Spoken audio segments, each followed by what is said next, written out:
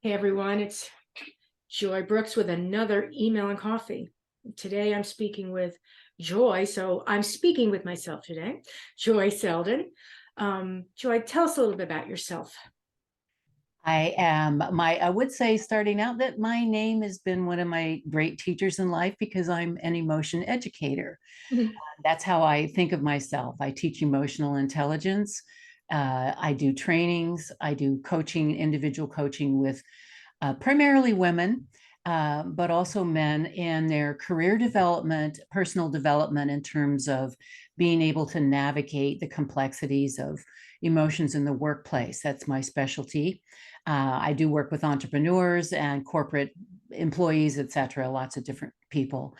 And I have a book called Emotions and Owners Manual and an online course called Emotions at Work. So there's that's been my life's work for quite some time now, and I am really excited whenever I get somebody to say, "Oh, I never thought about emotions that way."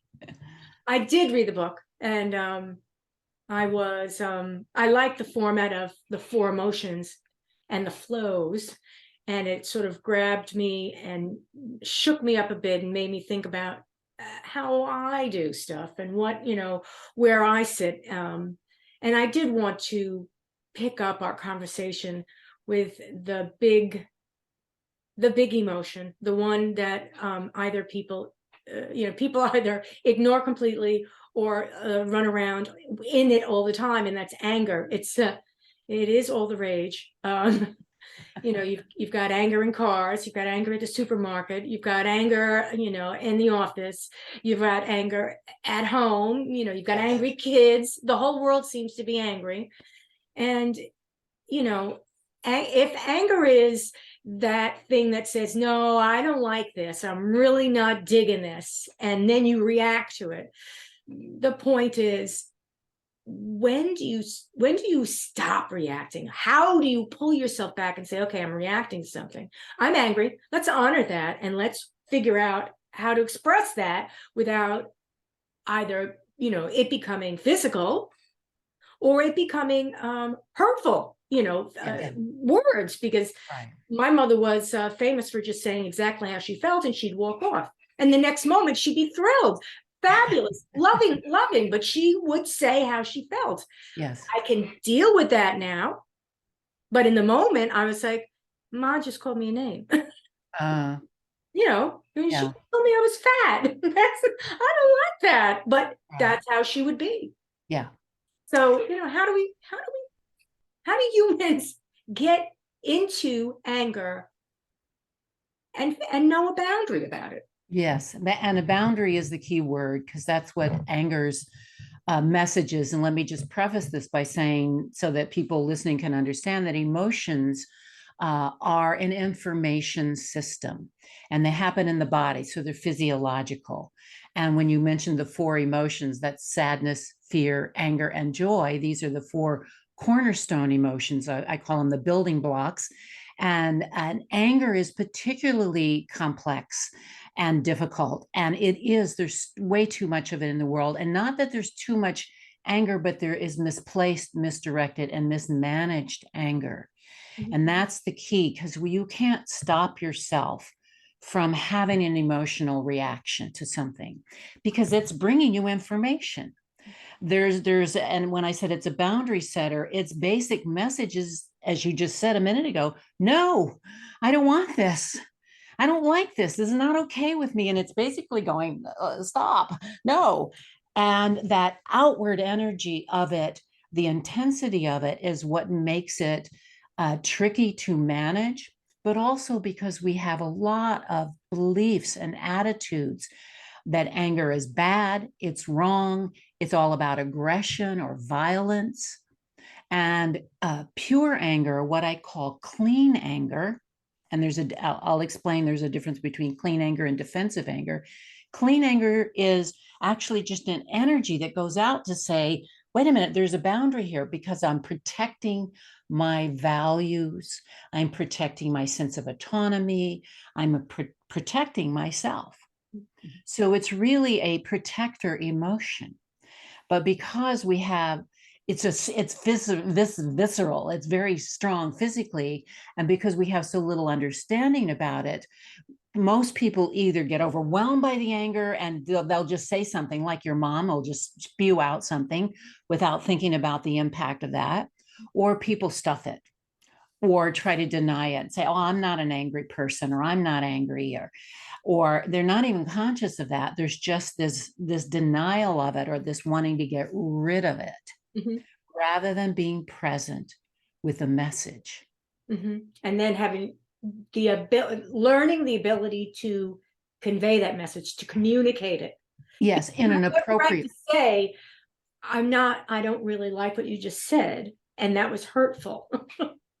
Yes, and there's a way to say that, and that's a big part of the work that I do. The first part is like, let's get you connected to your body, Mhm, because it is so visceral.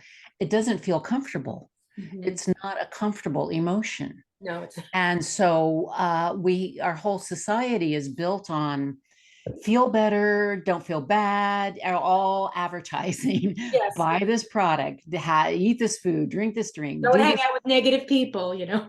Yeah, it's we get caught up in these, what we should be doing, rather than the truth of the moment, and like, oh, I'm angry. And so learning what happens in your own body. I feel heat. That's the first sign, is I feel hot inside. These cliches, I'm mad as hell, or I'm, there's a lot of words that go around that imply that heat. Right. So when you get to know what's going on in your own body, then you can learn how to stay present with the anger without it being highly charged. And that's part of the tools and techniques that I teach, to stay present in your body when you're uncomfortable. Mhm. You know, I tend to pop up. So when I start getting angry or frustrated, um, I'll pop up and I'll do something else immediately. Uh-huh. Yeah. I become almost, I don't want to, sound clinical, but almost become manic. I'll start dusting, I'll do dishes, Uh-huh. I'll start doing stuff because I've got this rush of energy I have Yes. no idea what to do with. I don't like to be um, verbal with my feelings because I Mhm. feel vulnerable after that. So if I tell someone, oh, what you just said is hurtful, basically I'm saying, go ahead, that's the button, hit it, you know? And a lot of people feel that way. That's why some people Yes. don't like to disclose their anger. Right. Because it makes them vulnerable. The same thing with fear. They don't want to let people know I'm afraid Right. because, again, it's a button. Go ahead and hit it. You know, Yes, I hear you.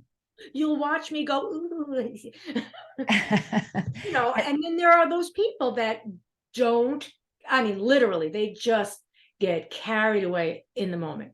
There Yes. is nothing stopping them. They're a freight train. They're Right. literally in reaction mode. Yes, exactly. And doesn't matter what you say, how you say it, when you say it. I mean, Right. it's like, okay, let him rip. Because their brain has been hijacked. Yeah.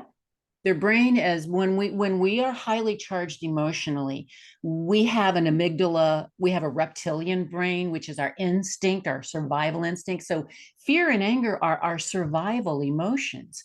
Back in the cave days, those are the emotions that actually helped us survive as a species, whether we were going to fight or run, fight or flee. It's that. And so when we have something that goes on in our daily life, that instinct is actually still there, because you might get robbed, or you might have a car that starts to run into you. You have to be able to respond instantly. And so that alert system is always at the ready, but it's back here in your reptilian brain. And then you have your amygdala, which is this other part of the feeling brain. And then you have your thinking, rational prefrontal cortex. So there's like a whole system that goes on in your brain and then connected to your body. And so when you're in that, people who get overwhelmed by that, you can't rationally think yourself out of it, because it's a one-way street from this core piece that's going alert, alert. And that's why learning to calm the body Mhm. first you're not getting rid of the anger, but you are coming into your presence, into your body, so that you can think. Right. You can say, what am I angry about? The argument that I had last week with my husband. And why does that matter today at work? Because it's about the same thing. Yes, yeah, Okay, so I never resolved it with my husband, and I'm that's bringing right. it to work. And we carry a lot of baggage with us. All of us carry our history, childhood, last week. I mean, we have all of this in our unconscious mind. And this is where, I mean, if you don't like meditating, that's okay. I like meditating, but it's not for everybody. I do Qigong, which is a moving meditation, but it's about learning how to be able to stay present and actually harnessing, because this is valuable information we're getting. These emotions are not bad. And that's part of the issue too, is that there's a lot of, that's a bad emotion. That's a negative emotion. Oh, that's a joy, happiness. Those are positive, but fear and anger and shame, those are all negative. And if it's negative, well, I don't want to have anything to do with that. But the truth is, they're not negative, because they're giving you valuable information that's there to help you to make conscious choices, to make the best choices. And we need to be present with it. And that requires sometimes slowing down in our ever increasingly fast paced world. Right, right. You said meditation. I do walking the dog. Yes, yes. And I prefer to go out by myself with the dogs. Mm-hmm. The phone is with me, but I'm not on the phone. Yeah, yeah. And I try to empty. Oh, look over there. Oh, Mm-hmm. what's that on the ground? I mean, literally, Yes, stream of consciousness. that's beautiful. And That's very good for your nervous system.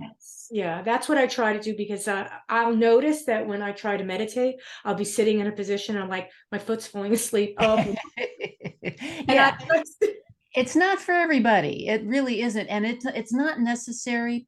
What is to actually develop a relationship with your own body.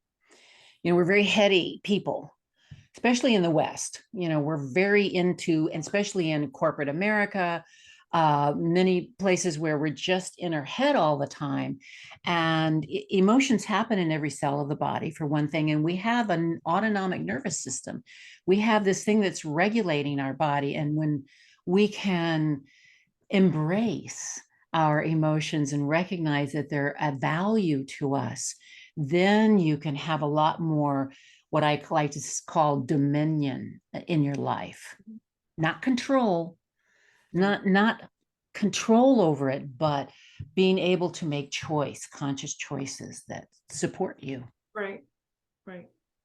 And anger is, there's a lot of turmoil going on in the world, and you can see where dysfunctional anger, or that anger that's really based on, I don't want to look at other aspects of my life. That defensive anger is often a cover up for feelings of vulnerability, feelings of shame, Feels right.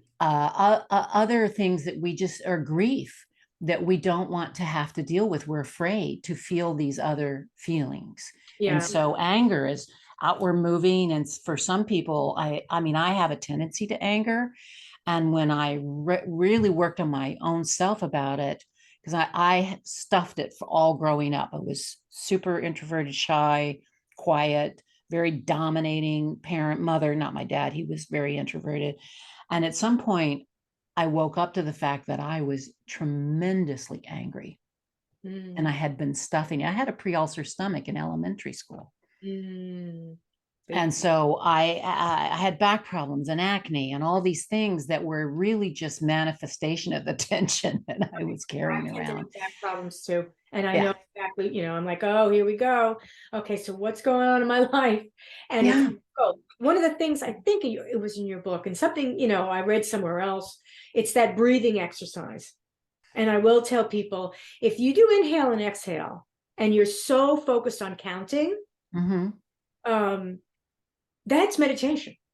Now, if Yes. you're comfortable sitting, I do that at bed when I'm in bed. So when I find that I wake up in the middle of the night. Oh gosh, I've got to go to the bathroom. And I go to the bathroom. I come back. I'm like, okay, turn the TV on because I'm not going back to bed now. Uh-huh. I'm like, no, don't turn the TV on. Yeah. Breathe. And I do breathing Yes. in and out, 8, I count to 8, and I find that within moments, Yeah. and I don't even know how many moments, how many breaths that is, I'm calm and I'm falling asleep. Beautiful. That's great, because when you're breathing slowly, and I do recommend breathing with your mouth closed, because that stimulates the vagus nerve, which is the longest nerve in the body. It goes from your brainstem to all of your organs. And so when you're breathing slowly like that, your diaphragm is moving. This vagus nerve, part of its job is to convey information to the body from the brain, from the brain to the body and back and forth. But it's also very instrumental in calming you down, creating equilibrium in your body. So that's a tremendous thing to do. That's kind of slow breathing. I do a meditation tape called bone dreaming, where you breathe into your bones. And I find that very helpful in going back to sleep. Yeah, I find that the 2 o'clock, that's my bewitching hour. Ah, uh-huh. And it happens at least 4 times a week. I'm like, Yeah. okay, it's all right, don't panic. You Uh-huh. get anxious and stressful just over that, over not being. Yes. I didn't get enough sleep last night. I was up in the middle of the night. I'm like, what time did you go to bed? And then count the hours. I'm like, you had 7 hours. Oh, I did? Yeah. That's short, an hour or so, but you know what? But they just feel stressed out because they were up in the middle of the night. Yes, yes. And I wake up a lot myself. And So the other thing is sometimes there's that feeling, there's that dreaming sensation that you're not sleeping. That's utter stress. I know that one. But you're literally dreaming, I'm not sleeping. I'm not getting enough sleep. I'm stressed out. And you Right. wake up, so I didn't sleep at all last night. And your partner says, You were snoring. you slept all night. I did. No, I was up. You were sleeping. Yeah. Kind of funny. The mind does different things too. And, talking of the mind, when you take anger and you start combining it with other emotions and you get that cocktail, I think, obviously, anger and fear are really scary. And why are they scary? Well, the concept would be that fear is fear is telling you, warning, warning, Will Robinson, warning, warning. So you're being warned that there's something, whether it's it's an activity that just scares the devil out of you, whether the sky is falling or you're afraid the sky is falling. Right. See, And all those things. But when you couple that with, oh gosh, you're driving and you almost get sideswiped, right? And now, like, oh my God, yes, yeah. stupid, and you go off. Uh-huh. And that's anger and fear because Yes. you're not even you're not letting fear go through. You're not even, thinking of what just happened. You're moving from fear right into anger. That's the trick, is you're not thinking. And that's that survival instinct. I mean, that is that thing about the car you almost get hit. And I used to be quite the vocal in the car. Oh my gosh. And when I was in grad school for somatic counseling psychology, and so somatic is body based, and I learned about boundaries and energetic boundaries. And I started practicing when I would get upset in the car, that my car where it was my boundary. And as soon as I became conscious of that, my anger stopped instantly and I came present. And so that's where being aware, people are so resistant to being self-aware. But I want to say that it has been incredibly liberating for me. My whole life has changed completely from that sad, very lonely little girl that I grew up as, insecure, then the angry, angry person, into someone who I still get sad. I still have anger, but I have a tremendous amount of joy and ease in my life because of the flow, because I'm willing to be present with my emotions and get that message. And that's why I wrote the book, Emotions and Owner's Manual, so that people can embrace, this is a tremendous aspect of our lives as humans. They're also assets, but we treat them as if they're, horrible things. And I should not be emotional. I know, but it's impossible to not being emotional because they are there. We are hardwired for our emotions, for core emotions. And then because everything is subjective, our whole history comes into play. So when fear comes up, if your life is not directly threatened, its message, as you said, it's a warning. It's pay attention. But what are you paying attention to? Sometimes it is from the outside. I mean, it's those words where your boss or your spouse or whatever says, we need to talk. And it's like, now my heart is pounding, I'm sweating. It's like, oh my God, what's going to happen? There can be consequences of that, but if you are in that fear tense mode, you're not going to handle it in the best possible way. But so often that spark of tension that comes up is simply the body going, oh, something's happening here. And that's when you can say, whoa, is it something outside of myself? Or is it my projection? Mm-hmm. That something as as somebody said to me, I remember clearly, somebody said to me that once that I would normally have gone, oh really, let's talk about it, but it triggered something from my past, abandonment from my past. And so being aware of those triggers is very liberating, and that's the work that often needs to happen with people. I had a right after I finished your book, I had an interesting conversation with a girlfriend of mine, and it just happened, and I thought, oh, this is perfect. This is almost like I asked for it and the universe gave it to me. So we were sitting in the car, and she said, why do you always say no when we're talking about doing something? She said, you won't even let me finish, and you already know. And I'm like, this is perfect. This is the conversation that I need to have with her. And I said, the reason I say no is because I have a control issue, right? And my control issue is amplified when I'm in groups, because now it's clear I'm out of control. I have no control what's going to happen. She goes, yes, you do. You get up and leave. I'm like, you don't understand.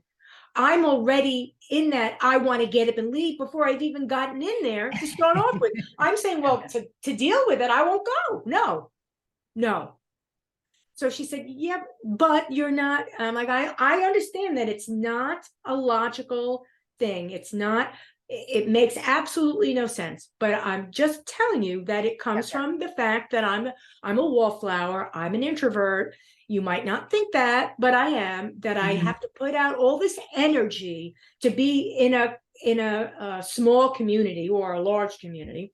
And it's not like I'm not going to have a nice time. And it's not like I'm not going to meet lovely people and enjoy myself. It's just that fear that something's going to happen that I'm not going to be able to control. And that is the reason, literally, I say no immediately. It's no, I'm afraid. Yeah. And that's your protector coming out. But what worked for you, because something happened early on, somewhere back in the history. I mean, we all have trauma. I don't think you can live as a human being and not have some form of trauma. I mean, when I moved from being a therapist to a coach, I was like, after a while, I went, oh, all of my corporate clients, all of these professional people, they all have trauma, just like all my therapy clients. It was a different approach that we took because they were, coaching for their career. But the fact is that we human beings have trauma, and that trauma impacts our nervous system, our brain, our neuronal system. So there's a lot of biological stuff going on. And that's where you can actually, and we need help. I mean, I've been in therapy a few times. I've worked with coaches myself to keep, unpacking that history that dictates my behavior. I was a hardcore perfectionist. So I know what control, Mhm. that desire to control it is all about, because that was really a big issue for me as a perfectionist. Yeah, it's I have gone through my entire life learning about the negatives so that I could discover my positives. Mm, That's something very unusual for a lot of people.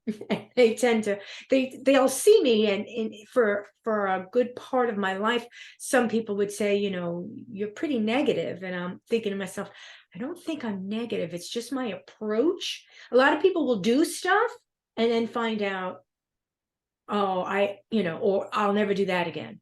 hmm Um, I it's not that I turn that around. It's just that my experiences, I'll immediately go through literally like going through my head like it's a computer, and I'll rifle through stuff. And I'm like, okay, this equals that. No, and it does to some extent equal that.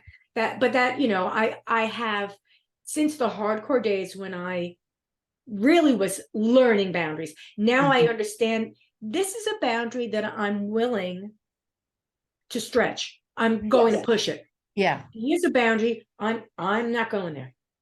Joy, let's go sheer rock climbing. No, no. I'm with you on that. Skydiving. Have fun. See ya. We're going to Hungary. Okay, let's go. That type of Yeah, I, right. You're you know, discerning. exactly. And And that discernment is a big part of being in a master of your emotions, is that being able to discern and not go on automatic. So that was a beautiful awareness that you had with your friend in the conversation in the car. That self-awareness, that's power. yeah, That gives you power. and as you said, it's like, dominion. You're in your domain. You get it. You get it. Yes. And I think that once, really, maybe I'm wrong. Once you understand anger and fear, and once you can process it, and not stuff it, experience it, forgive yourself for getting angry. Just say, okay, I got angry. Yeah. Fortunately, I didn't, rip your face off. Okay, but I was angry. If you could do that, I think that's when you recognize joy. That's when you see the little bits of joy all over the place. You wake up in the morning, it's Monday. Oh, it's Monday. Okay, back to work or whatever. Oh, Mhm. isn't it a lovely Monday morning? And you could say that and have people say, what's so lovely about Monday morning? The fact that it's Monday and it's a lovely, I mean, And I'm alive. And yes, joy was a big, because so much of my work has been focused on fear and anger and sadness. And even though the book only has 4, I have 7 emotions in my system now, including shame, disgust, and passion. Mm, Uh, but this idea of joy, especially when I was writing the book, I thought, well, the joy section will be easy. I ended up spending more time on that, developing that, than the rest, because I had spent less time focused on it. And when I really focused on it, I realized that joy is actually the emotion of connection. It's mm, not happiness, though we can be happy, but sometimes joy is a very deep, mhm. quiet being in nature, listening to beautiful music. There are many, many different forms of joy, but in the commonality is that there's some kind of connection to our core self. We can connect to other people, connect to beauty, to art, whatever it is. And To there's a flow of energy that goes outward, and there's no judgment in it when we're in real joy. and it doesn't need to last hours. It can literally be so brief, but so Yes. poignant. Yes. nothing lasts for hours. I mean, we're in that idea of emotional fluidity is key. Is, you know, we're going to move through this anger shortly, unless you hold on to it or stuff it.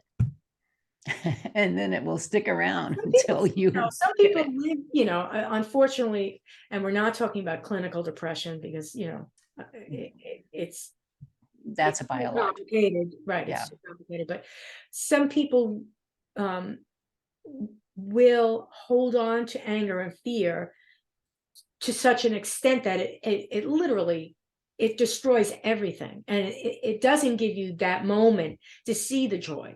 You Yeah. literally are so, literally you're high on adrenaline. I mean, you can't get more adrenaline pumping through your body if you're angry and afraid at the same time. Yeah. You know, Yes. testosterone and all of the the physiological things that are managed in your body to deal with those systems that say, warning, warning, warning. Your body's getting ready to, like you said, fly, fight.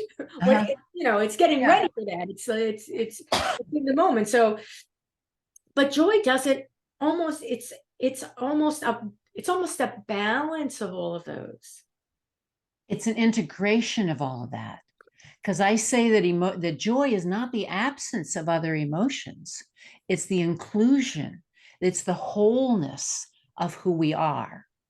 And if you are consciously angry, as in the clean way of saying, well, no, this is not okay with me, it's not like happy joy, but there is a sense of connection and an authenticity of ourselves and an acknowledgement of value and a knowing of ourselves. I mean, if somebody crossed the line and slapped you in the face and you didn't get angry and say no to that, then something's wrong there. Right. We need these emotions, but we need to be conscious of them so that we can make those choices. I used to, when my husband and I would argue, there would be arguments, and he would literally be in the moment. He could perfectly express his anger, and he would be expressing himself in angry terms, and he would say babe, and he'd be angry, and I would literally inside, I would not smile because that's not something an angry person likes to see, but inside I would say he's okay, he's okay, he just called me babe. Uh-huh. Be like babe, nasty word, horrible thing, terrible thing, screaming, yelling, ranting, hun, I'm like, really? He's lost in the moment. He doesn't. Yes. And I would wish that he would have been able to um understand his anger. And I would, the whole world needs to really embrace anger, but in such a way that they understand why they're getting angry. Yes. Yes. And if you do, Exactly. you're in the car and you're at the light and it's red and then it goes green, and for a moment you're in a daze and the person behind you honks, you do not have to have an entire discussion with that person. There's no reason. You Yeah. just, oh, I'm sorry, I got lost in the moment. Okay, I'm Yeah. now. And if they follow you and they get out of the car and you've got a full-blown whatever's going on, and these things happen all the I time. know. I I see know. them on the That's the road. defensive anger. Yeah. That's that defensiveness, because somehow people feel if somebody's angry at them, they feel that they are being attacked. And I've had so many people say, oh, I don't like to express anger because, or I don't want to confront somebody. Well, you don't have to confront someone in order to express anger, but you have to have agreement. So this is part of the social interaction and social management of emotions. Is we have a lot of implied agreement, but not spoken agreement, or not agreement. It's like it's not okay for you to be yelling at me. But if we haven't, when I got married at 45, so I had already been doing a lot of work at that stage. It took me that long to have the kind of 40, I relationship understand. I wanted to have. I had to learn how to. I didn't have an example of it in my home life, and I didn't want to repeat what my parents had. And we, at the suggestion of a therapist that I was in therapy, went into therapy at the time and said, have talk time. And so we set up an agreement of how we were going to communicate our anger. And that was that we were going to ask permission first. Mhm. And so we would say, I have some anger I'd like to express. Is that okay? Now, some people might think, are you crazy? I mean, that's my husband, that's my wife, or, we should be able to just express ourselves. But you have to have safety for the other person and demonstrate respect Mhm. in order to be fully heard. Also, two angry people at the same time. It doesn't go anywhere. Just It doesn't go anywhere. somebody. So we would just It takes say, okay, somebody. yeah, go ahead. And we would be prepared. And what I learned about myself is when I expressed that full energy of my anger, sometimes it was like my husband would go, oh, yeah, you're right. I did that. And I'm sorry. Sometimes, though, it was like, I went, oh, this is my stuff. I'm projecting onto you something that's not true for you, but it's my stuff. And Mhm. so I actually grew and became I'd say a better person, Yeah. a wiser, smarter, kinder person because I was able to understand myself better through that experience. You know, it, and it sounds a little odd, but at that point, that is when you feel a little joy. You're like, okay, Yes, because you're free. I'm You're free. free of something that's been holding on to you unconsciously, but that's been diminishing the quality of your life. Mhm. So that's part of what all this is about is just, we're never going to stop having difficulties in life. I mean, and being human is really Yeah, it doesn't complicated. doesn't come with instructions. No, it doesn't, and it's hard. It's complicated, and I used to be such an optimist, and now it's like, no, it's hard, but it doesn't have to linger and last, and you can flow more, and you can have more agency over your Right. life. And everyone else is having the same horrible time about it. Everybody, even the ones that you put on a pedestal and say, "Oh, I wish I were more like that person. They're so great and with other people." I mean, there are people that I envy, and I sometimes go off from envy to jealousy and get very green about. And I say, "How do they do that?" And I'm like, you know what? It doesn't really matter how they do that. They Yeah. have the same problems that I have, but in some areas they're free and better Mhm. able to just do this purely as opposed to what I'm able to do. So you know what? It's okay. Yes. You can aspire. I have a friend who has a daughter, and I call their daughter the angel because she's just the sweetest thing in the world. And Mm. I think to myself, she's human. I can guarantee you she has her moments.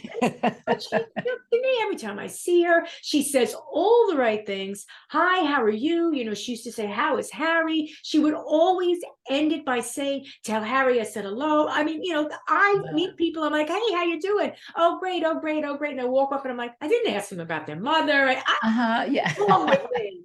I wasn't there. And, she's just so much there. And I'm thinking, well, it's okay. Don't be envious. Aspire and be Mhm. thrilled to see her. And, it's the emotions are tough. Yes, and everybody has them. And I think that's a really important thing that you just spoke to, because I have that envy as well. And there's a woman who I used to be very envious of. I thought, oh man, she's so together and she just did that so well. And she pulled that off and she just transitioned this to this other business. And then she got a brain tumor. Yeah. And she actually ended up passing away. And it was like, wow, I need to really pay attention to that projection of other people as being more perfect than I or better than I. And everybody has their stuff to deal with. And we live in a celebrity focused world where we, put so many people up on pedestals. And, then you read the story about all the stuff that they have to deal with. Mhm. We all do. So I think that's an excellent point that you just made. Yeah. Yeah. And to round out the conversation, we have to touch base with sadness. And for me, sadness is literally like bittersweet chocolate. It really Mm. is. Because um it, you know, for example, I mean, utter sadness, so pure, your favorite animal dies, Mhm. right? With people, it's a little bit more complicated because people, you're always going through all the time. They said this to me, and then they said that. Oh, but they're gone. But with an animal, it's just like, oh, you know what? They were always there for me in the morning, and now they're not Mhm. going to be there. And it's like a real void, and I've told many people who said, oh, my dog died, my cat died, and whatever. I'm always like, puppy, kitty, just go get another one. And like, oh, I'll never do that again. I don't want to ever feel that loss. And I'm like, that loss is honoring that memory. Yes. You don't feel sadness unless there has been such a connection to something. So Yes. why are you avoiding all those connections? You can't do that. So that's, this when Mhm. I often these days, I often say I know more people on the other side than I know here. Mhm. And when I think back to my mom and my dad, Mhm. and I go through the sadness, I mean, I just jump into it. I Mhm. I smell them. I remember the meals with them. The house. I go through the house and the rooms and their bedroom, everything. I do everything. Mhm. I'm like, I'm really sad. Mhm. This is a great sadness. Yes. And how is that possible? I love that. I love that. The section in my book is called on sadness is called Beautiful Sadness, because sadness, we don't grieve things that we lose that have no value to us. But what has value to us, it's actually a way to honor that, to honor those people. And you're right. People are much more complicated than pets because of that complexity of our relationships. Yeah, my mother was a case, and so I did grieve, and I was sad, but there was sometimes we grieve what we wish we had but didn't. So Mhm. when someone dies, like a parent or a spouse that you had an intimate relationship with and they didn't fulfill certain expectations or desires that you had, there's that loss as well. Mhm. Or you have a dream, a goal, and something that you never actually get to. I wanted to be a movie star. I wanted to be Katharine Hepburn. I moved to LA when I was 20 and to Hollywood, and that didn't happen. And there was a period where I actually had to grieve that. And it was really healthy and good because what inspired me to that was still in me. That thing that was, moving me towards that experience was still in me. And so then I got to honor that and then devote myself to something else that's incredibly fulfilling for me. Right, right. I wanted to be an archaeologist, and there are times where I'm just like, my life would have been, and literally sadness, my life would have been so different. So different. Literally, at that word, I'm like, so different. Yeah. Archaeologist. I mean, Yeah. gosh only knows what, where, you know. Yeah. And I'm thinking, okay, that's why you jump into sadness and you rough it up a bit and you feel it, you get Mhm. it, and you don't just say, oh, I'm sad, that this is bad, I'm depressed, and then not Yeah. deal with it, because Right. you you you can't. I mean, I go through the whole day where um I get angry, I get sad, I'm afraid. I mean, I literally go through it all every day. Yes. Yeah. And when I'm sad and joyful, that's what I remember. Joyful is really what I remember at the end of the day. So I do the grateful thing. Thank you, God. You Mhm. gave me that moment, whatever. I Uh-huh. really appreciate that because I needed it. But I'll wake up and I'll have my coffee. The first thing, I'll have coffee, and I realize immediately I'm having coffee alone because I have Mhm. coffee with my husband. So I build this little um this little ritual. I have a picture of his right in the cabinet where I get my coffee cup, and I would say to him in the morning, honey, would you like a cup of coffee?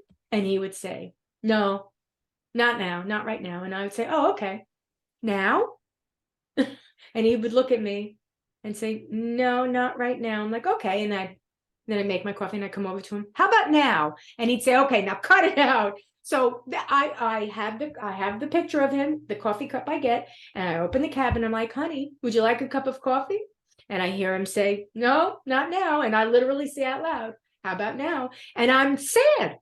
Uh-huh. I'm sad. I mean, I'm honoring that sadness with a little quip so that I Yes. can get through it, because I don't Yeah. want to start the day completely in the moment of grief. Mm-hmm. I'm living in a lot of grief. My husband has gone, my folks are gone, Mm-hmm. all those people were very important to me, they're all Mm-hmm. gone. So I Yeah. live in a little bit of grief, but I'm certainly not going to wallow in it. That, yes. And so what you're doing is you're being present with the grief you have. You're using ritual to allow that to move through you so then you can go on about your day and function. I think that's brilliant. And that's the thing about turning towards it. If you were trying to say, well, I have to get, and that's what, I hear this with from people all the time. It's like they're being told, oh, move on, get over it. It's okay. You're okay. Just move on. But sometimes you really, I'll spend a whole day just, I had something that really sparked something recently, and I just spent the whole day down and then, but present with it. And then it moved through. Mm-hmm. And then I was okay. I also have the candle lighting ritual at night. Ah, nice. And Good. they balance, and I look Uh-huh. forward to them. So Yeah. for that cup of coffee that I've Yeah. always loved, I still love, and I don't now say, oh no, I'm never gonna have coffee again. At night, when it gets dark and the house is empty, I have the candle lighting ritual. Mm-hmm. And now the house is bright with candles. The house is not gonna burn down. They're just little tea lights.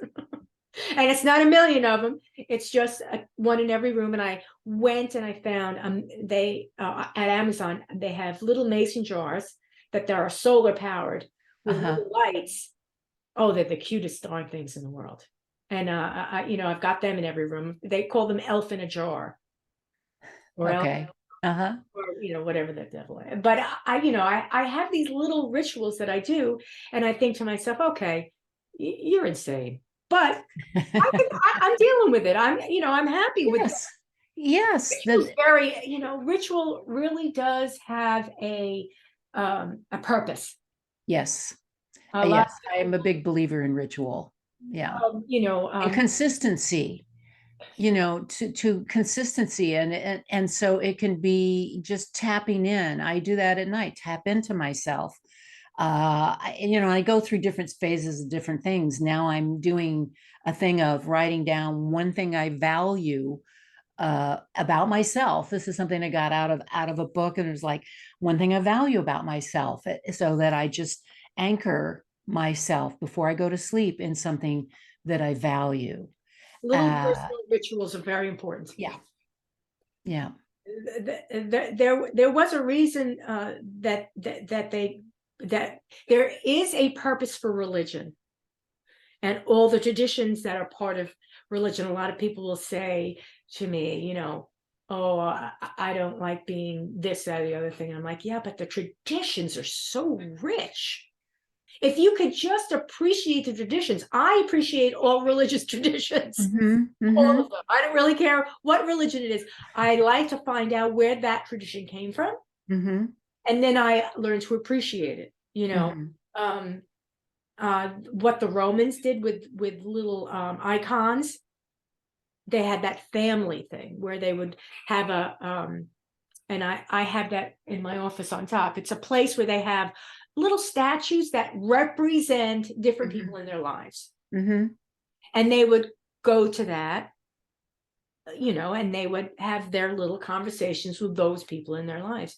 When I visited a friend of mine, I went over to her house and she had the same thing, almost the same. I have lots of owls Uh-huh. and dragons, and she had the same thing. And I looked at her and I was like, Vivian, that is so funny. When you come over to my house, I'll show you why. So, little things that people do that are very personal, Mm-hmm. that may be a little corny. It's okay. These It's are, okay. these are the things that when you do tap into yourself, and you find these little places, that you give them room to breathe and grow. It's, I mean, I'm not talking about fetishes. I'm talking about Right. healthy outlets. Yes, yes. Healthy, Healthy outlets. you know, That's what great. if it's running, it's running. If it's, walking the dogs, it's walking the dogs. Mhm. If it's having coffee, it's having coffee. Or if it's some people like to, they'll have their Sunday brunch they'll do with their girlfriends. I always wondered about that on Sex in the City when they had their group of friends. I'm like, does anybody have a group of friends? I don't know if anybody has a group of friends like that. I don't know anybody. Oh, yes. Yes, I know what you're, I know exactly that. That literally That they go feeling. through thick and thin. I want a group of girlfriends that I can just meet with. One or two girlfriends like that, right? And they don't know each other, so putting them together would not be a good thing. But here's four girls. Are you kidding Here's me? your puppy That's coming. amazing. Yeah, here's the puppy. She's the older girl. Well, this has been really delightful, Yes, having this conversation with you. I appreciate you coming on. How can people find you on the internet? Uh, on the internet, it's my name is Joie, Joie, as in joie de vivre, JoieSeldon.com. On there, there's a free giveaway, how to have a prepare for a difficult conversation. I have all kinds of resources. And if anybody wants to have a conversation with me, I offer complimentary consultations at joytotherescue.com. So go straight to my calendar. And again, it's Joie. I changed the spelling of my name from Joy to Joie because I was not happy. So that's another story. But Yes, I think we could have that conversation about our name. Yeah, anyway, but so that's how. And thank you so much for the opportunity. I really enjoyed this. I had a great time with you today, Joy. Take care of yourself. You too. All right, then. Bye, Joy.